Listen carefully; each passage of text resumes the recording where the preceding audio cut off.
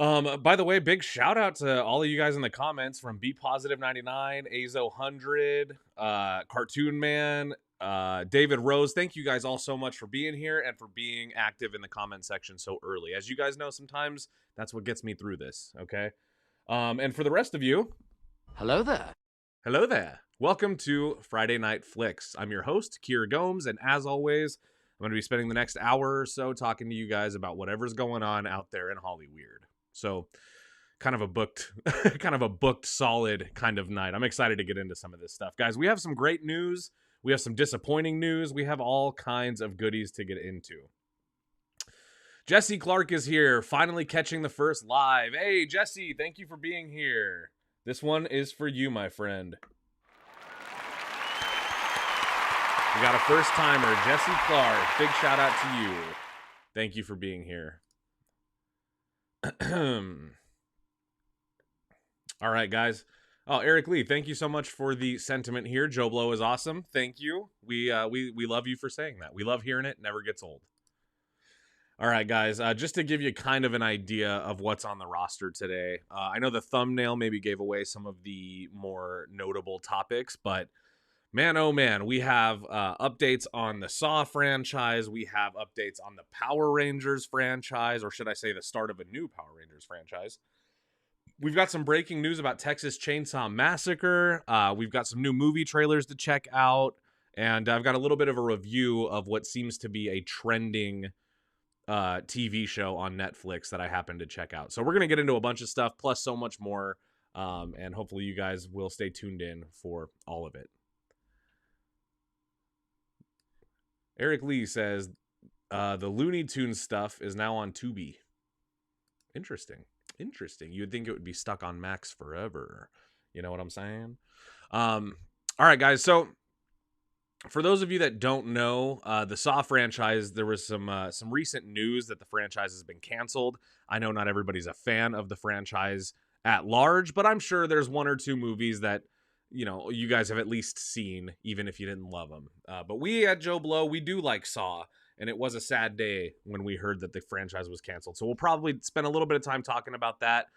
And then there's just this tiny little article that I read today on Joe Blow that had me dying laughing. I was laughing my ass off so much that I couldn't help it. I have to talk about it with you guys today.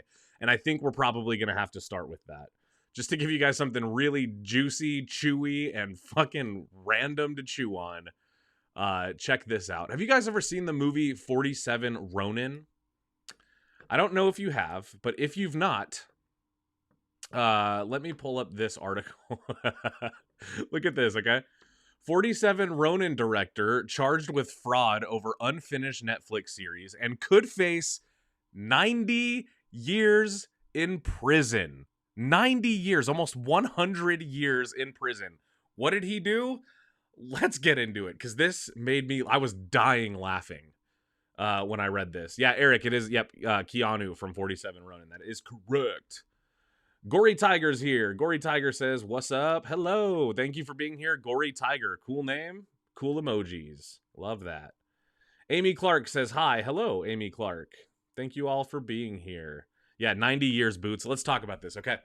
So, I've never even seen 47 Ronin. I had no idea who this guy was. I've heard of 47 Ronin, but I was unfamiliar with the director, and I just thought this article was so good. Check this out, okay?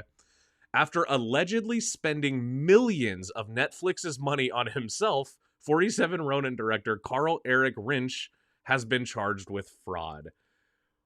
Oh, let's talk about it, okay? Here's what we know. This is him, by the way. And you can tell, no offense, I might make fun of this guy a little bit. It might be a little bit of a roast, because this dumb son of a bitch spent millions of dollars that was allocated as a budget for him to make a Netflix series. And he took the money that Netflix gave him to make the series, and he spent it on Rolls-Royce cars, cryptocurrency, and paying the cost of divorcing his wife. Joe, this has to be federal. This is fraud on the federal level, my friend. Joe Fierro. This dude's fucked. Okay, let's take a look. We got to read some of this, guys. I love this. Carl Eric Rinch made his feature directorial debut with 47 Ronin.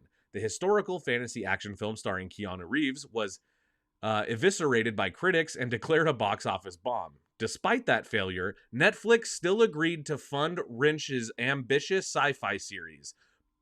Here's what's crazy. His first movie was a bomb that was hated by critics. Eviscerated is the word that Kevin, I think, is the author of this specific article. Let me make sure of that. Yeah, Kevin wrote this article, and he used the word eviscerated. So this movie was not liked by anybody. And Netflix still gave him some grace and decided, we'll give you money to make a sci-fi series for Netflix. He already was being given a good deal, okay? But instead, he allegedly spent the money on cryptocurrency and Rolls Royces and paid for his divorce. Now he could be facing the consequences as the Justice Department has charged Rinch with defrauding Netflix out of $11 million. And that's not all they gave him, by the way. $11 million was not the original budget. Listen to this. Rinch was arrested today, and according to the U.S. Attorney's Office State of the Southern District of New York, has been charged with 1 count of wire fraud, which carries a maximum sentence of 20 years in prison. 1 count of money laundering, also 20 years in prison. 5 counts of engaging in monetary transactions in property derived from specified unlawful activity, each of which carries a sentence of 10 years. He's got 5 of those. So 50 years for spending money basically that was allocated for something else, and then 40 years for money laundering and fraud. Okay, it gets better. I know this is crazy, you guys. It gets better. Listen to this. In a statement, Matthew Podolsky, hope I'm saying that right, United States Attorney of the Southern District of New York, said, quote, Rinch orchestrated a scheme to steal millions by soliciting a large investment from a video streaming service, claiming that money would be used to finance a television show that he was creating. So he asked for money, and Netflix gave it to him. He said, I'll make you guys a sci-fi thriller I've been working on. It's cool, it's good, it's going to be better than 47 Ronin. Nobody's going to eviscerate this. They said, okay, we'll give you the money. An initial $55 million of monies, okay? That money ended up running out with the show still not being done. So he then goes back to Netflix to request more money, and this is where they busted him. But listen to this. Claiming that the money would be used to finance a television show that he was creating for Netflix. But that was fiction. Rinch instead allegedly used the funds on personal expenses and investments, including highly speculative options and cryptocurrency trading. This dumb son of a bitch got Netflix money.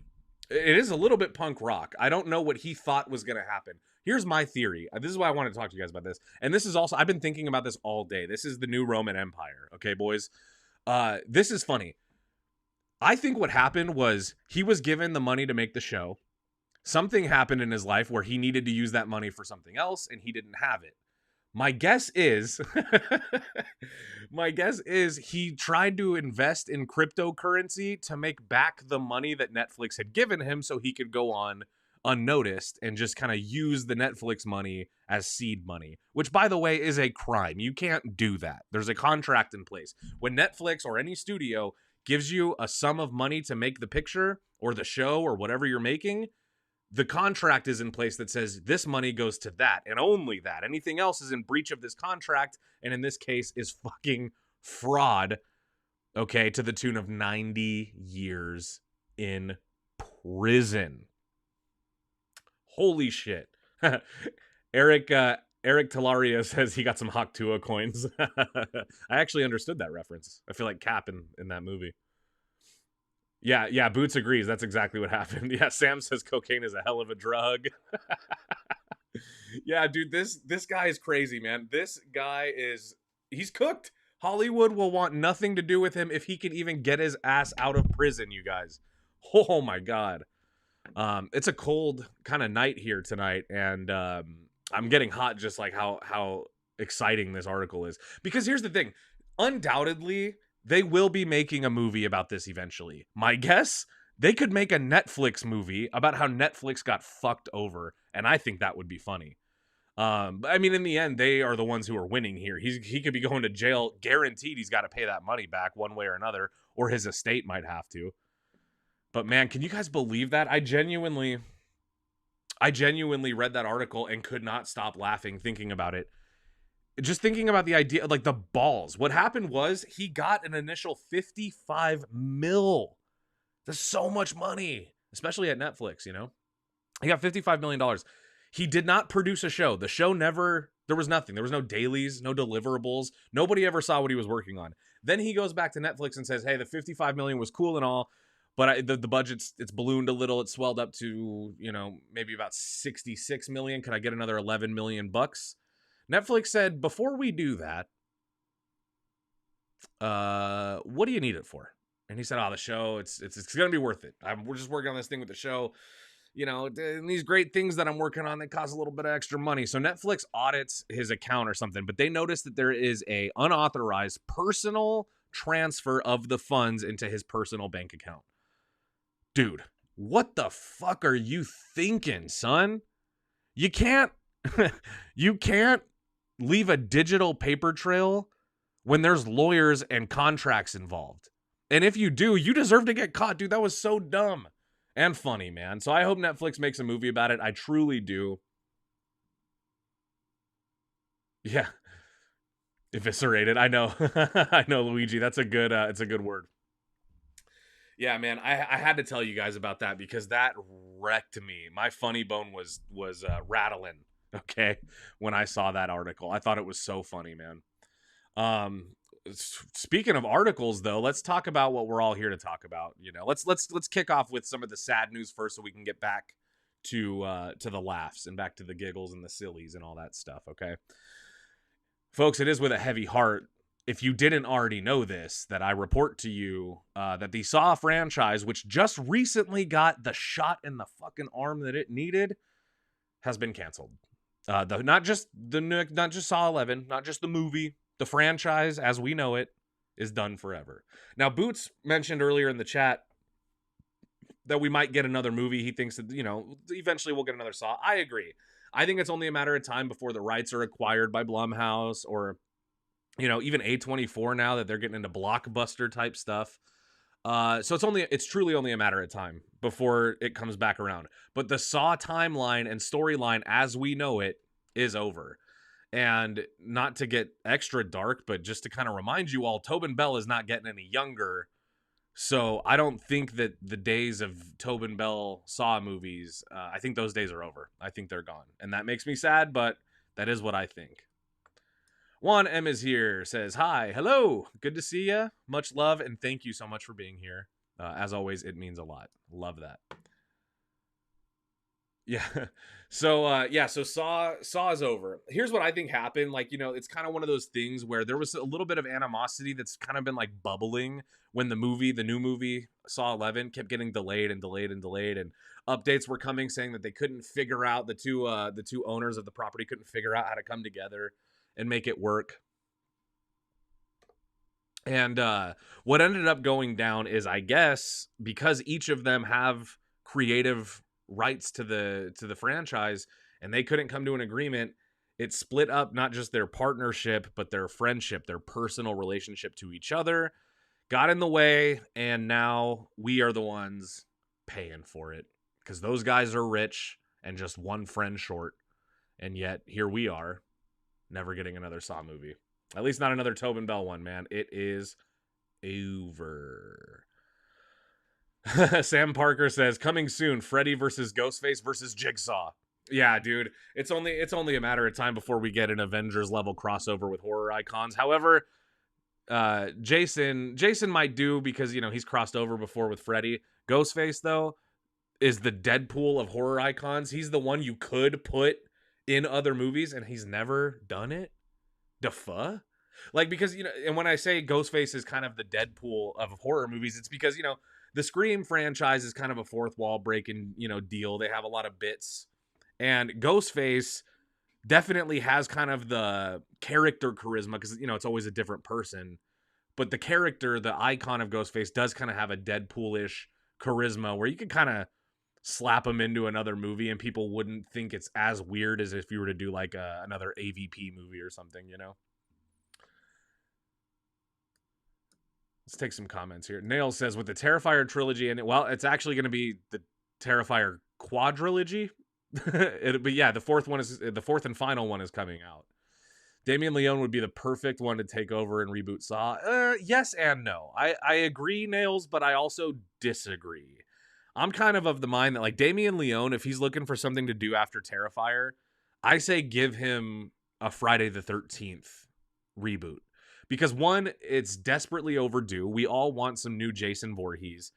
And I think Damien Leone has these sensibilities that, I mean, you know, I'm not saying he should copy and paste the slasher style that he used for Terrifier, which, by the way, I'm a big fan of those movies. So I'm a big fan of Damien Leone. None of this is meant as a negative, but I think his sensibility is more in, it's not just gore. It's also making an icon, right? Like the behavior of Art the Clown, the way that David Howard Thornton brings it, like that kind of stuff. I think Damien Leone needs to be working with a character that he can really get creative with. And that, to me, I'd say let him do Friday the 13th for sure. You know, one of my favorite things to do, I'm realizing right now, one of my favorite things to do is pick directors to reboot IPs that I like. Like, I think about this all the time with, like, Mike Flanagan, because he's kind of a whistleblower. He's kind of the guy that's like, I will do the reboot of Friday the 13th, you know, or of Nightmare on Elm Street, which I still think he should do.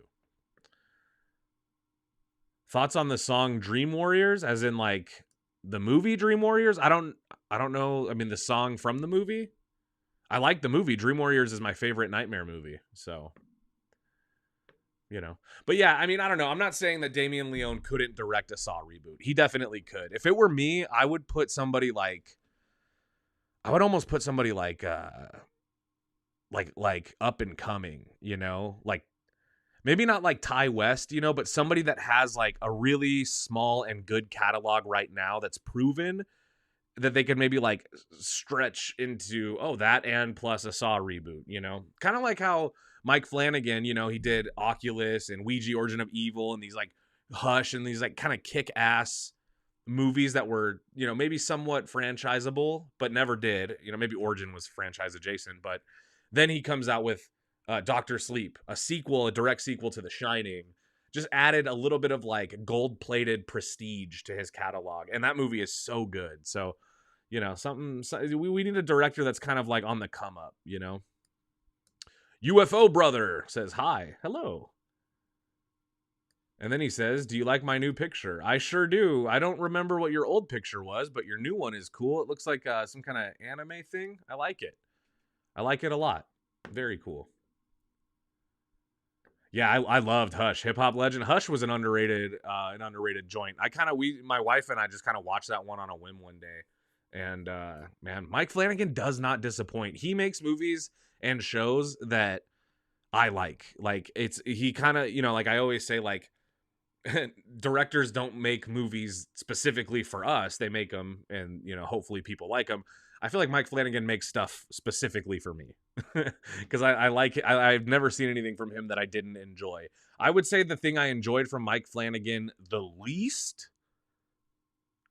I don't know. I maybe followed the House of Usher just because that one was a little bit slower than I would have wanted for an Edgar Allan Poe adaptation. It definitely was eerie, but Edgar Allan Poe has a suspense to him that even in slow moments, your heart's pounding. And Follow the House of Usher, there was a few times that, you know, if I had eaten a big enough piece of an edible, I'd have fallen asleep for sure. Ooh, Axton Commander says, we need a Malignant Part 2. Fun fact, if you haven't seen it, I did a full video on Malignant, breaking it down and explaining what I think it's about. And it's a really fun movie. Yeah, I agree. I think Malignant is dumb as shit, super well directed, super well made, and entertaining. And I'll die on that hill. I like Malignant. I'm a Malignant fan. Yeah, dude, Dr. Sleep. Yeah, the director's cut is the way to go on Dr. Sleep. Very much so. Yeah, I heard Flanagan was doing a Clayface movie as well. I don't know how true that is anymore. It's like every day I hear he's doing it, and then someone else is doing it, and then it's a different movie, and now it's a TV series. And, you know, it's like, let's get some announcements. I think DC is kind of right now, they're kind of holding on to a bunch of they're kind of holding on to a bunch of ideas because I think they don't know how well Superman's gonna do, and they don't want to, like, announce a bunch of shit. Oh no, look who it is. That YouTuber with Kiki has a profile picture. 06.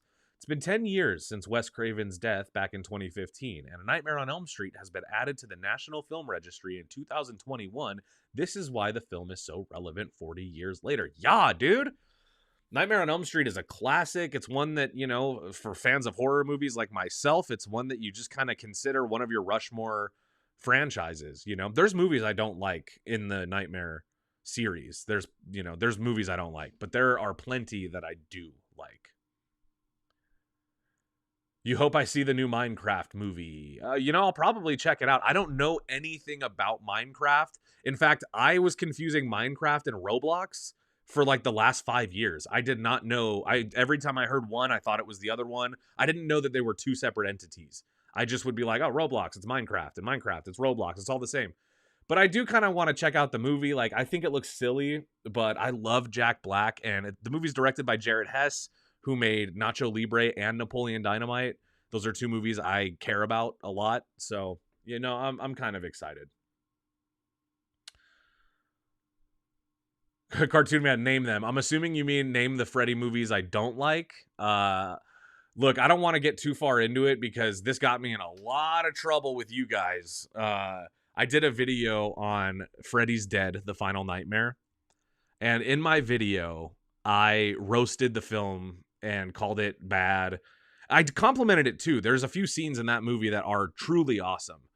But a lot of it I just don't like, and many people were very upset with me. So one thing I've learned is when I'm on the internet, as much as I love my hot takes and going on tangents, when it comes to beloved franchises, I don't want people getting it twisted, okay? I don't want people calling me some kind of Freddy hater just because I don't like a movie that everybody enjoys, okay? The Goo Goo Dolls, what are we talking about in the chat here? The Goo Goo Dolls, and I don't want the... I don't have any Goo Goo Dolls, but you know what I have for you guys? You guys probably expected this if you've been coming to the shows lately. Wake me up inside. Wake up. I just have that little soundbite from Elektra, that Evanescence song that they use when Elektra's doing all those daggers and shit, and I just like to play it sometimes. UFO Brother. I have a PS5. I play Fortnite. Oh, well, cool. Good for you, man. I also have a PS5, but I have never played Fortnite. That's another game that I always confuse. I confused Overwatch and Fortnite all the fucking time. You guys probably think I'm an idiot for that, but man, oh man. Cartoon Man, did you call me baby girl? Because even though I'm not a girl, it's kind of sweet that you gave me a nickname. All right, now let's move on to the next topic. RIP to the Saw franchise. Will it come back? Yes, probably. Will it come back with Tobin Bell the way we know it in the timeline we, respectively have been following? No, it's over. We have to move on. Unfortunately, that's the way it goes. But I did want to get into the next thing because after 2 years, finally, the reboot of Toxic Avenger has been given distribution. It will be coming to theaters. And it's been given a little teaser trailer. Here, for the teaser trailer.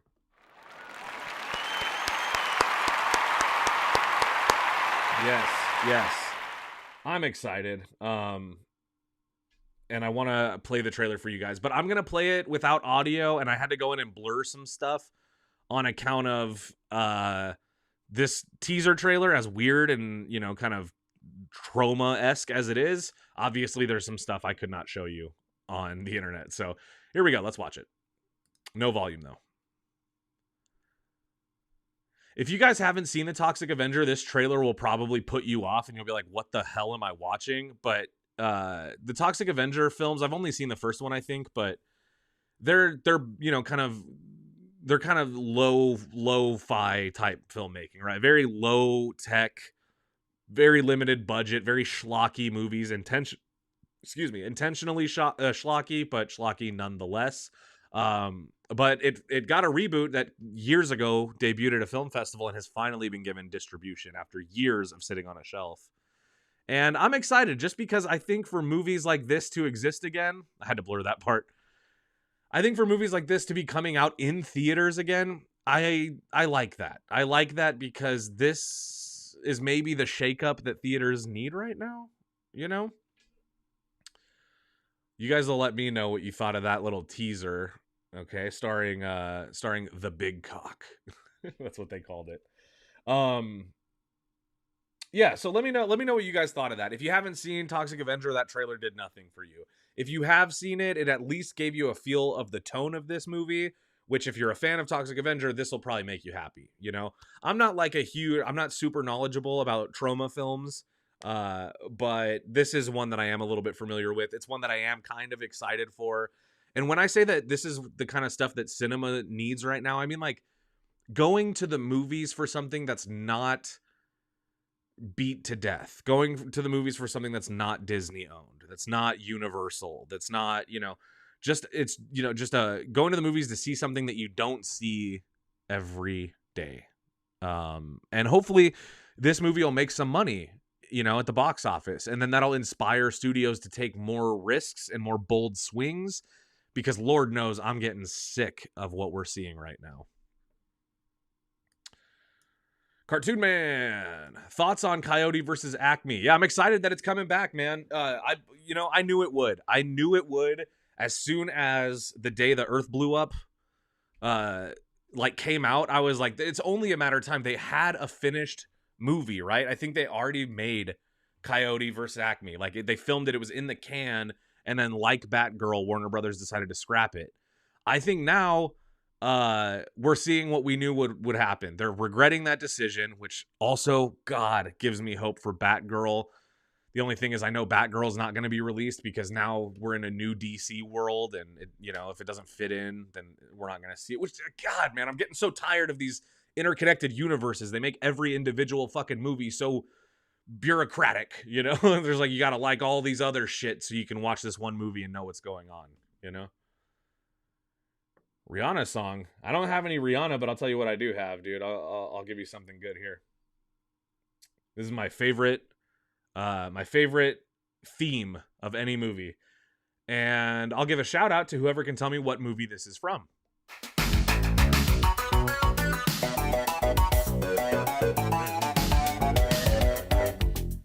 Literally the greatest film theme. That is the theme of the movie. And if you guys whoever can tell me what movie that's from in the comments, I'll give you a little shout out here.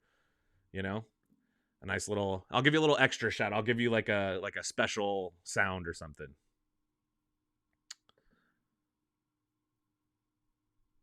Sam Parker from Toxic Avenger says, I got Parents 1989 vibes, too deep of a cut. I don't know if I've seen it. 89 was an okay year for movies, though. I've seen many movies of that year. Yeah, I wanted to see Brendan Fraser in Batgirl as well. That's what I was most excited for. He played Firefly, I think, right? What was his name? Short Circuit. Yeah, kind of. Yeah, same. UFO Brother, I'm sorry I didn't watch you stream. That's okay. Hip Hop Legend. Yes, dude. Yes, Hip Hop Legend. That is correct. This song here.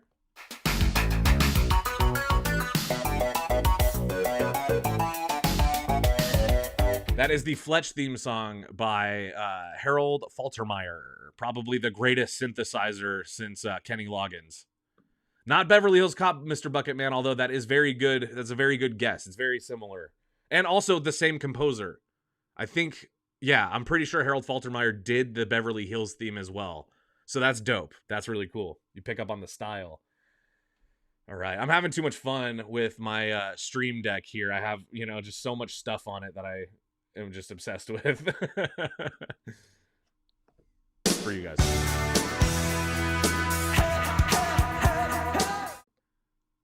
Okay. Sorry. I'll give it a rest. Let's get back to some stuff. Okay. Let's look at some more news. How about it? So I saw you guys talking about this in the chat earlier.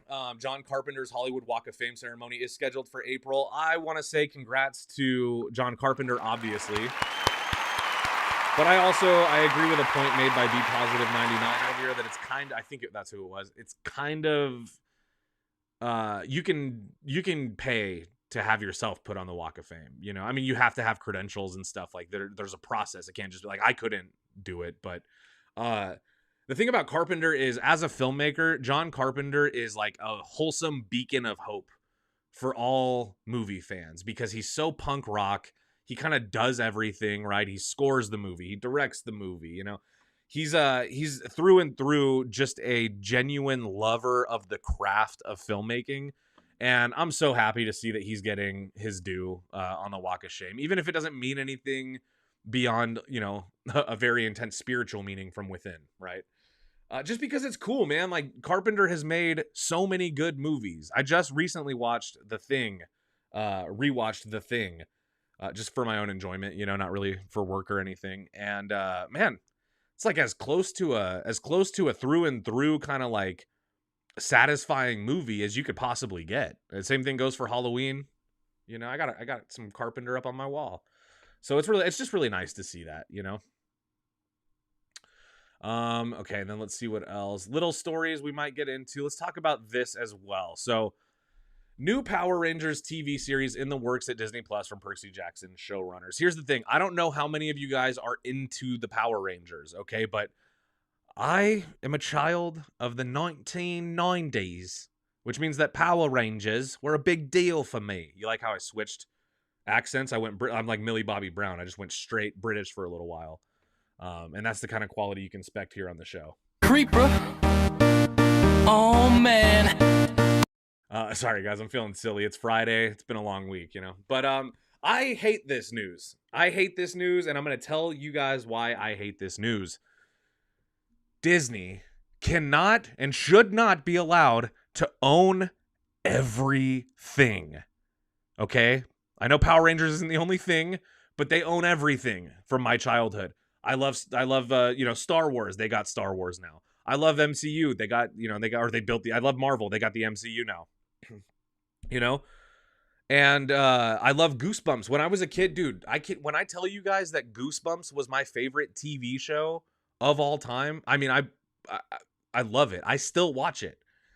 Disney got their hands on Goosebumps. They rebooted the show, and big shocker, the show was terrible. It was horrible. Maybe I have a sound for that. Let's see.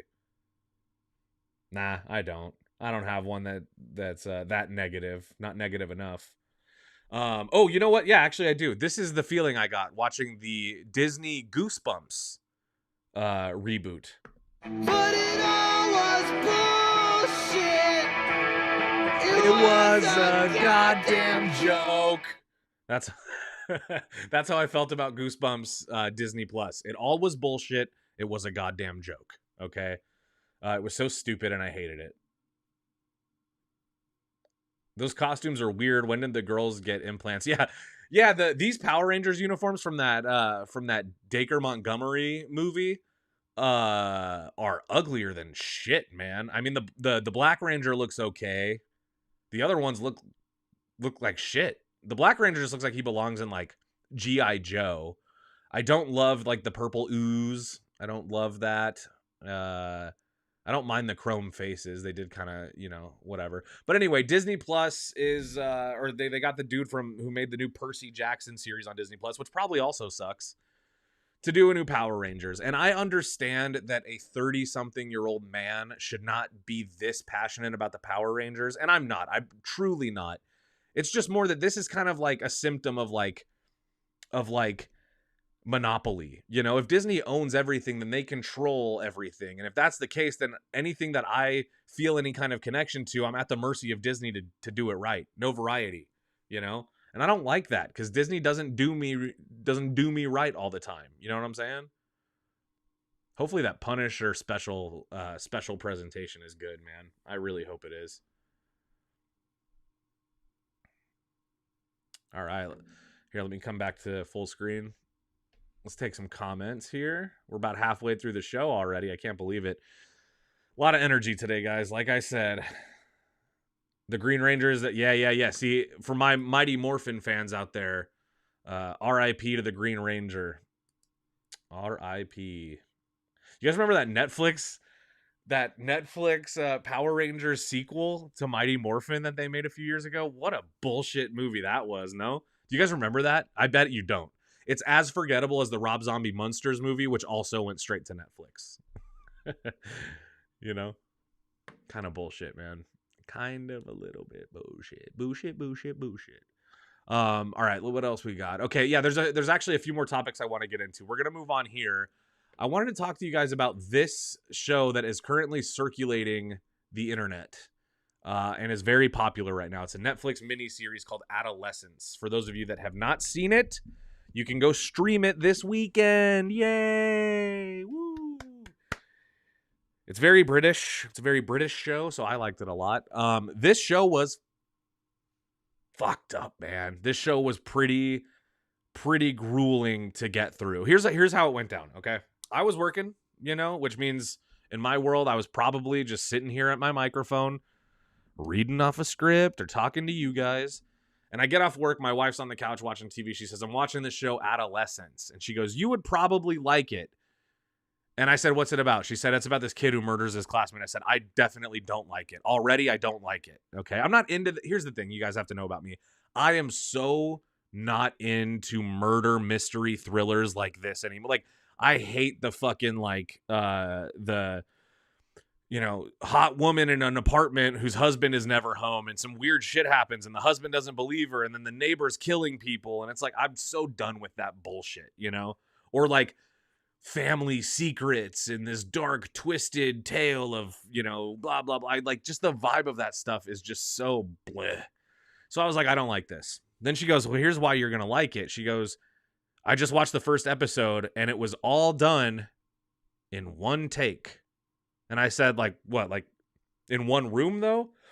She said, no, there's multiple locations. It's just the camera goes everywhere. You see it get where it's going and it makes it, whatever. So I was like, all right, I'll check it out. So I watched, I just kind of join in on the fun. She explains what happened in the first episode. Then I watched there's 4 episodes in total. So I watched the second one. Then I watched the third one. Then I watched the fourth one, and every episode is done in a oneer. And these episodes are over 30 minutes each. Like, they're like an hour long, It's 4 like hour-long episodes. And every episode is one continuous take. Do you know how fucking hard that is? It's not like the oneers that you see where, like, it's a oneer, but there was some digital effects to make it appear as one shot. Everything is analog. They're moving that camera around on dollies, handhelds, whatever, everything. One take, 4 hours long.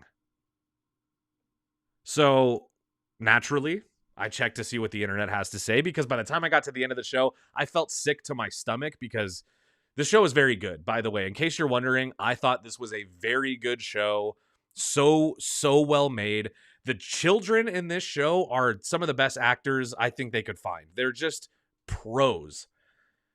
And this was kind of one of those times where I felt a little bit like, I don't know, like an asshole for not being interested after hearing the plot because I'm watching the technical, like achievements of this TV series. And despite it being like, I mean, I'm telling you guys, when I say it made me sick to my stomach, the ending of this show is just so raw and so real that when it ends, you're like, I guess that's the end. There's not like a twist. There's not like a catharsis. There is no catharsis. It's just misery porn, but it's in one take every episode. So I liked it, man. Hey, Zombie Victims here. What up, Tyler? Yes, I do love cinematography. You know me well. You know me well, my friend. It's good to see you, man. Here's a little, here, this one's for you, man.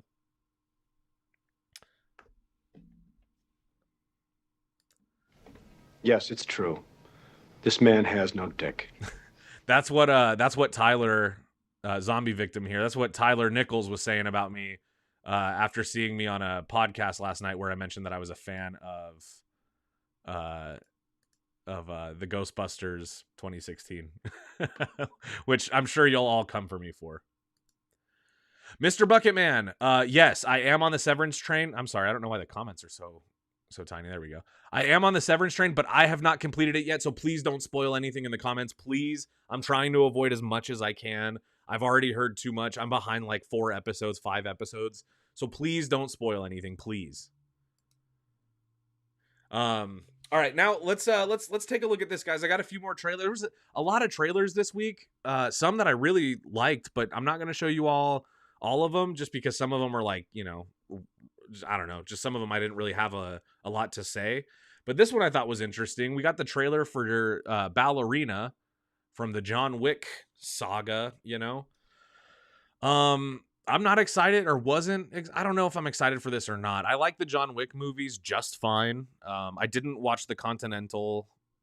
And this movie, I don't know. The trailer looks way better than... I mean, I guess I don't know what I was expecting. I knew it would be good, or I kind of expected it to at least be good, but it looks like a goddamn John Wick movie. You know, maybe a little bit more VFX heavy, though, which I also find a little bit interesting.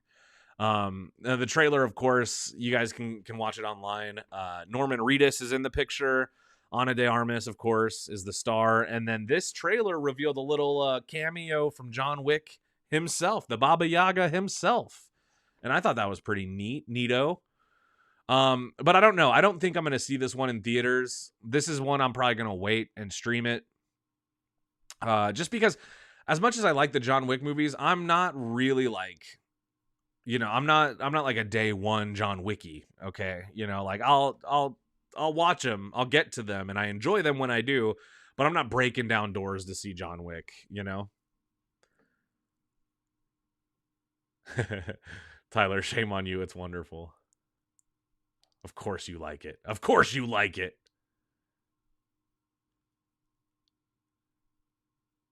Dewan, what is this about? Daredevil?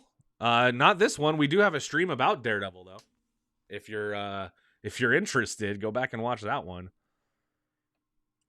Axton Commander, we've seen her in this role with James Bond. That's okay though. I'm not mad at that. You know, like we've seen Sean William Scott play Stifler in every movie he's ever been in. You know, I ain't mad at that. She could play the badass secret agent, you know, whatever. If the movie's good, I don't give a shit if it's the same type of character. Definitely doesn't bother me. This trailer is longer than shit, though. What is going on here? Over 2 minutes, dude. I feel like this trailer never ends. There's our boy, the Baba Yaga.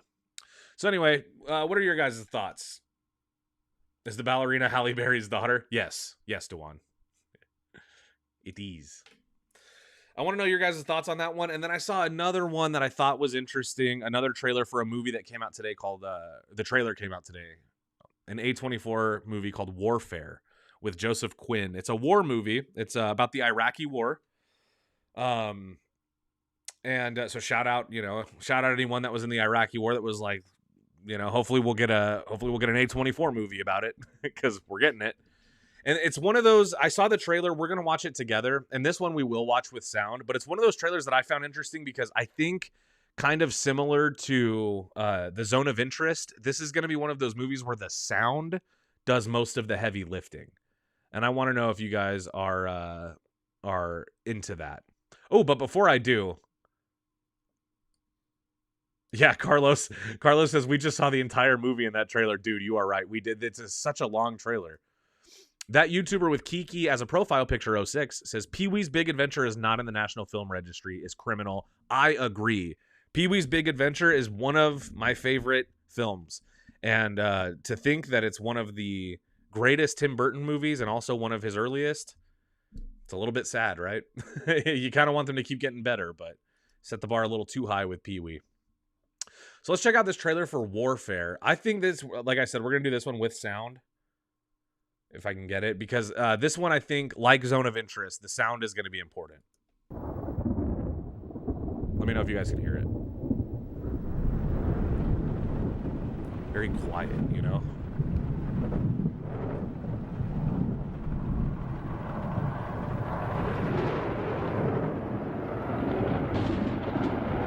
Joseph Quinn, man, blowing up big time since he played Eddie Munson.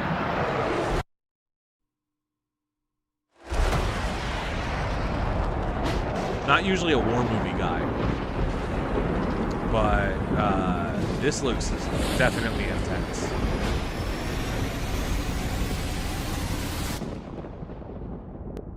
This film will stay with you. Warfare. I just love the cracking of explosions. You know, I think it's going to be definitely one of those movies where you kind of, the thing you talk about when you see it is, oh my God, the sound design of the movie. And I like that. Like, I kind of think it's fun. Is it a little bit like a gimmick? No, it's kind of like the one take of Adolescence, right? It's kind of like that where you sort of, yeah, it does look like an Alex Garland. It looks kind of like, it looks kind of like Civil War is why you're saying that, right, Sam? Yeah. But yeah, this is gonna be, it's like Adolescence, right? Where the one take thing. But this, I think, is gonna be one of those things where it's like we're giving you a different perspective on the war, and maybe it'll be from the perspective of the sound, you know, of what war sounds like, what being in Iraq in 2006 as an American soldier sounded like. And I think that's interesting. You know, I have a lot of veterans in my family, and I think that's just it's kind of a cool way to tell a story about something big in you know, in our country's history. So yeah, or it kind of looks like Black Hawk Down. I mean, I think any war movie, any modern, you know, war movie kind of bears a resemblance to Black Hawk Down, you know, in one way or another. So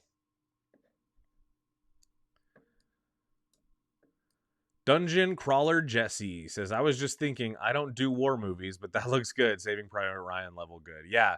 Saving Private Ryan, that's obviously a war movie, but that is also, that's an exception for me. I'm not usually, here's my thing with war movies is I don't like war at all. I don't know if that's a hot take. I really hope that that is not a hot take, but I'm not a fan of like war in general. And not to say that like, so, you know, so I pretend it didn't happen or whatever.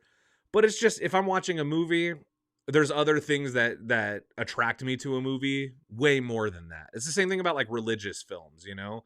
Not that I got any beef with religious people, but I'm not religious, and like those kinds of movies don't usually like, you know, they don't like that God's Not Dead movie or like, you know, whatever. Like I just like they're just, it's not something where I'm like, I'm gonna go get my ticket so I can see that shit, you know? But I also know people that war movies are their favorite genre, and there's nothing wrong with that either. So, but I think this one looks good, man. I'm excited for Warfare. I think it looks cool. Yeah. All right, let's get into just a few more things here. Oh, sorry. Sorry, we'll get that Ghostbusters clip off the screen. Oh, look, now I'm backwards. Hello.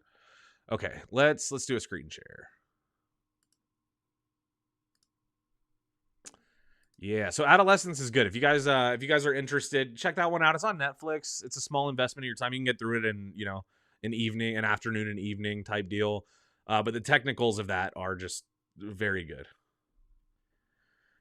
Benjamin Dover says, "How do I feel about explosions? I don't like explosions. I don't like the sound of explosions either."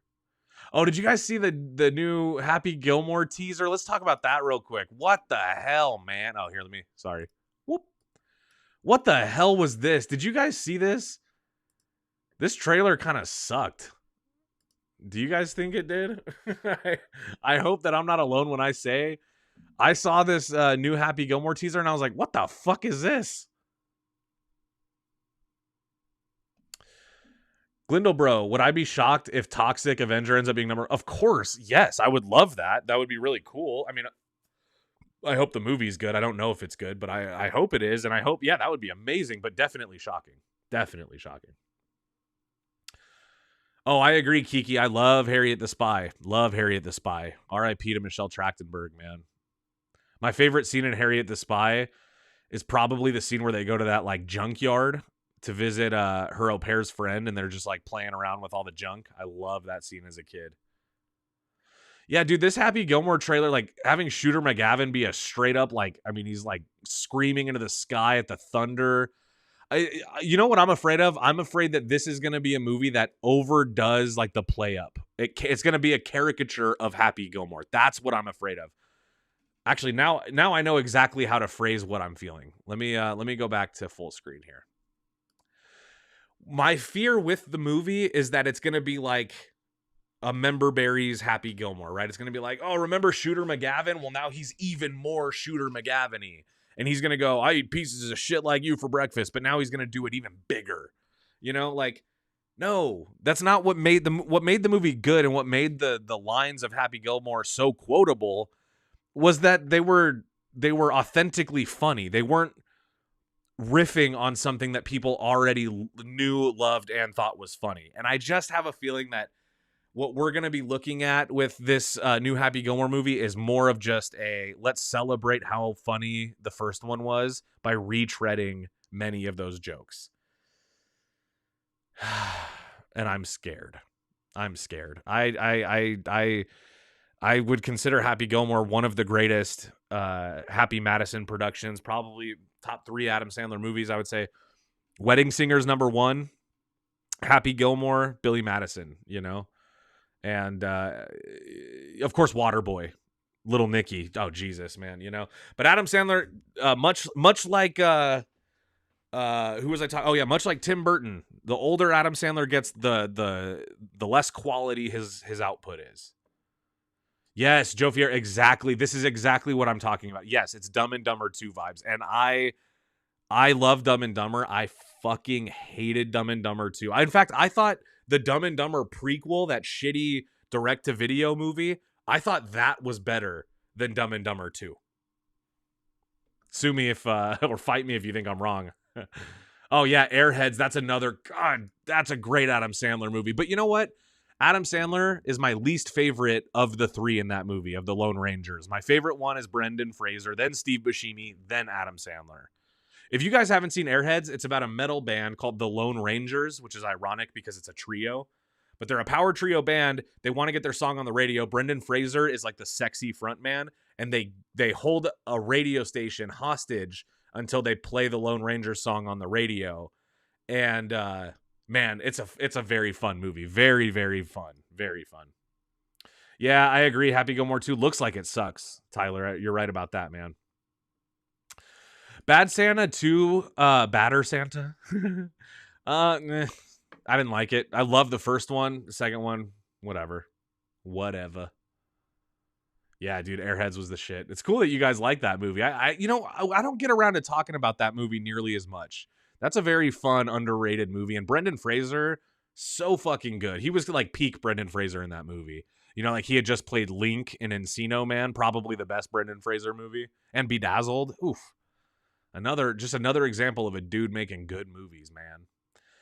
So yeah, curious to know your guys' thoughts on all the trailers we saw today. I think the worst one we watched was easily the Happy Gilmore trailer.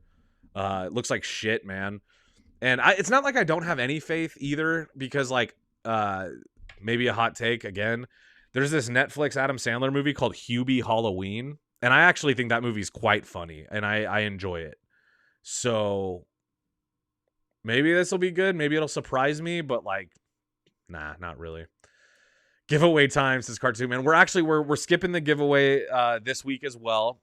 We're saving up a few giveaways so that way we can give you guys something really special next time. But don't worry, not to worry. Here, I'll give away another shout out though. Who can tell me, if you guys can tell me what movie this is from, I will give you a shout out. Here we go. What movie is this from? It's in a lot of movies, but it's iconic in one movie. One more time. I'll be giving away a shout out to whoever can tell me what movie I'm thinking of based on that song. Yeah, Hip Hop Legend agrees. Exactly. Oh yeah, Sam, I haven't seen Pixels. I never watched it. Yeah, Strange Wilderness is an absolutely underrated movie. All right, Mr. Bucketman. Look, a bunch of you guys got it. Boots got it. Bucketman got it. On Lord Mickey, Joe, Cartoon Man, dude. You guys are the best. Look at all of these guys. Shout out to all of my boys. Jesse, it was not Donnie Darko, but Donnie Darko is one of my favorite films ever since I was a kid. I was probably like 10 when that movie came out. Fell in love with it, man. Fell in love with Donnie Darko, which is why I always recommend, if you guys like Donnie Darko, watch I Saw the TV Glow on Max. It's on Max for free. You can watch it. I've watched that movie, I think 6 times. I just watched it with my wife earlier this week. It's so good. Shea Wingham as Batman. As in, like, that would be a good idea? Because, yeah, I'm not against that at all. Raynel Martinez. Yeah, Fight Club is pretty awesome, you know? It's a good movie. It's a David Fincher movie. Not my favorite David Fincher movie, though. I'd say that goes to The Zodiac. And then Fight Club. And then The Social Network. And I like Mank, if that counts. Oh, my God. Yes. Dungeon Crawler Jesse. Another applause for you, man. I love Odd Thomas. R.I.P. to, what was that guy's name? Anton with a B. The kid who played Charlie Bartlett from the remake of Fright Night. Dude, Odd Thomas is such a gem of a movie. It's a little dated, so like if you guys watch it, you know, you might be like, what the hell is this? It's fun as hell. I love Odd Thomas. I love it too. Odd Thomas, the main character's name is not Thomas. His name is Odd. His name is Odd Thomas. Like his last name's Thomas, first name Odd. I thought that was great. Yeah, Seven, of course, iconic Fincher movie. That's another one though, kind of makes me sick to my stomach. You know, not because of Kevin Spacey or anything, although, but that's just one where like, God, that movie is just absolutely fucking sickening, but in a good way, I guess. You know, Spacey. Oh, speaking of Spacey, yikes! First time ever catching a live. Love the channel. Oh, cool. Well, hey, welcome, and thank you for being here. Everybody new gets one of these. Hello there. Hello there. How good is my impression of Ewan McGregor? Hello there. Hello there. Hello there. I can't do it. Whatever. I can do him in Big Fish. Anton Yelchin. Yeah, that's it. Thank you, Carlos. Anton Yelchin. Yeah, man. R.I.P. to Anton, man. Odd Thomas was great. Alpha Dog. Charlie Bartlett. Fright Night. The dude was in a bunch of movies. It's DJ Spacey. As long as it's not Kevin Spacey, man. I don't want the smoke with Kevin Spacey. He'll murder me and probably try to take advantage of me. That freak. Oh, yeah, Joe Fierro, Green Room, another great Anton Yelchin movie with Patrick Stewart. That's a good one. That's also an underrated one. That movie feels like an Alex Garland movie. No relation to Kevin. Okay, well, that's good, DJ Spacey. That's good, my man. I'm glad. All right, guys. Well, I think we've just about done it. That was all the topics that I really wanted to cover. There was a few smaller ones that we didn't get to. I don't know if you guys heard, but Kevin Smith has been hired by Marvel to do some writing. But that's for new comics, not for new movies, you know. I just had an 80s week and rewatched so much stuff. Oh man, 80s week every week over here, DJ. 80s week every week. You know what I'm saying? Here, let me give you guys a little something, a little parting gift. We are gonna be back next Friday. I think next Friday would be fun to. I want to save some of my bigger ideas, surprise you guys. But next Friday would be fun to take more comments from you guys about specific topics, because I do enjoy getting into it with you guys. It kind of helps carry the energy of the stream. So I want to make definitely some time for that. Yeah, Spacey, you're in good hands. Hey, Spacey, come back next Friday, man. Come back at 8 p.m. Eastern sharp, so you can get in from the beginning and you can hang out with all of us. You know, we like to have fun over here. Sometimes it's a smaller stream, sometimes it's a bigger stream, but nothing new on Exorcist besides the franchise is once again dead, because that last one that Blumhouse made sucked so bad. John Hughes is peak 80s cinema. Ferris Bueller, the GOAT. Oh, yeah. John Hughes, Ivan Reitman, you know, James Cameron, iconic 80s directors, you know. Even Carpenter had some good stuff in the 80s.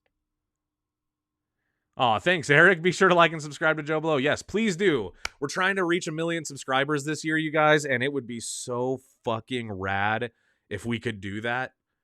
If you guys have any interest in helping us reach 1 million subscribers, please do me a favor. Like this video, of course, you know, share it, blah, blah, blah. But yeah, share it. Share it with your friends who like movie content. I'm always out here. I'm trying to find my friends. I'm trying to find my tribe.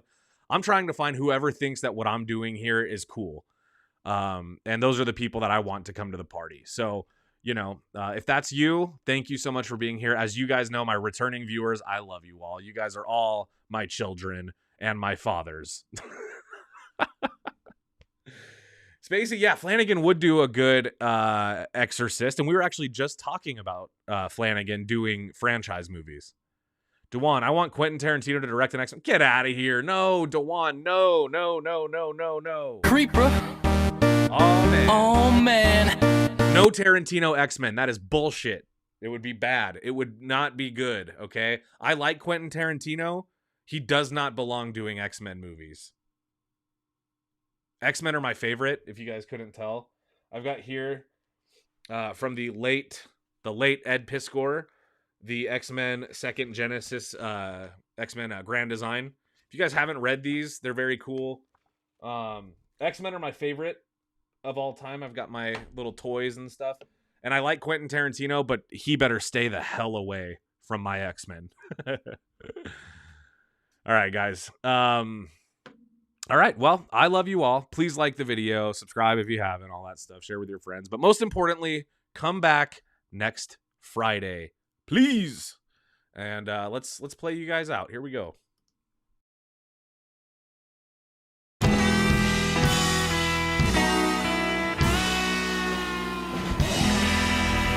have the best Friday night.